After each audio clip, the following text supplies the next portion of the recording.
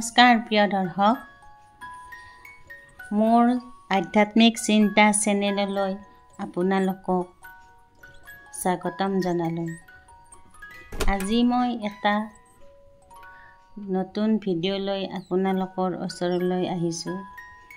এই ভিডিঅ'টোৰ দ্বাৰা মই আপোনালোকক এটা উপায়ৰ কথা জনাব বিচাৰিছোঁ। আপোনালোকে বিশ্বাস কৰক বা নকৰক, ভাল ফল কিন্তু পাবই। আপোনাৰ ঘৰত থকা মন্দিৰ বা থাপনাত জ্বলোৱা বন্তি গছিৰে আপুনি বাধা বিঘ্নি দুখ দুৰ্গতি নাশ কৰি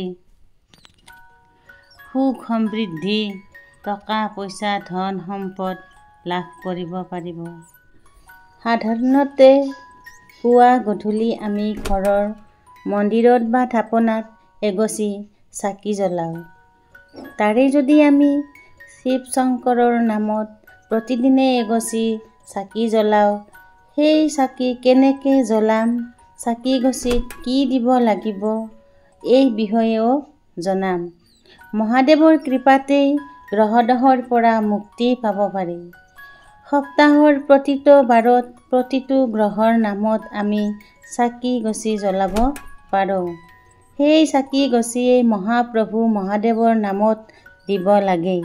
মহাদেৱৰ ইচ্ছাতেই সকলো গ্ৰহ চলি থাকে।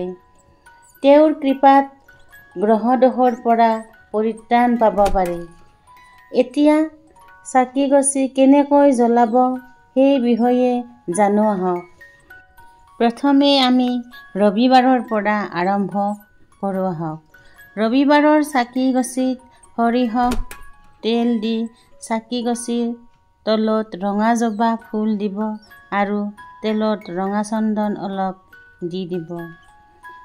সোমবাৰৰ চাকি গছিত বেলপাতৰ ওপৰত থৈ ঘিৰ চাকি জ্বলাব আৰু ঘিখিনিত অলপ বগা চন্দন দি দিব। এনেকৈয়ে মঙ্গলবাৰৰ দিনা চাকি গছিত অলপমান সেন্দুৰ দি সৰিয়হ তেলেৰে জ্বলাব। বুধবাৰৰ চাকি গছিৰ তলত দুটামান চাউল দি অৰ্থাৎ অলপ চাউল ল'ব, ওপৰত চাকি গছি থৈ সৰিয়হ তেলত এটা ইলাচি দি দিব আৰু এনেকৈয়ে জ্বলাব। বৃহস্পতিবাৰে জ্বলোৱা চাকি গছিত আপুনি অকণমান হালধি গুড়ি দি ঘিৰে জ্বলাই দিব।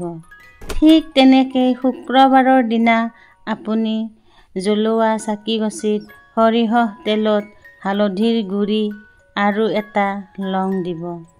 তাৰ পিছতে আহিল শনিদেৱৰ চাকি গছি। শনিবাৰৰ দিনা আপুনি সৰিয়হ তেলত ক'লা তিল দি জ্বলাব। এনেকৈয়ে আপুনি এসপ্তাহ সন্ধিয়া সময়ত জ্বলাই চাওক। শুদ্ধ অন্তৰেৰে ভক্তি সহকাৰে জ্বলাব। চাব আপুনি নিশ্চয় ফলাফল পাবই।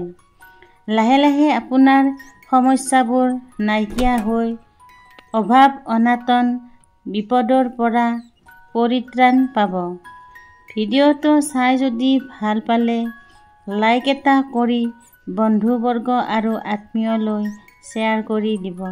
লগতে কমেণ্টত হৰ হৰ মহাদেৱ বুলি লিখিব। আজিলৈ ইমানেই, ধন্যবাদ।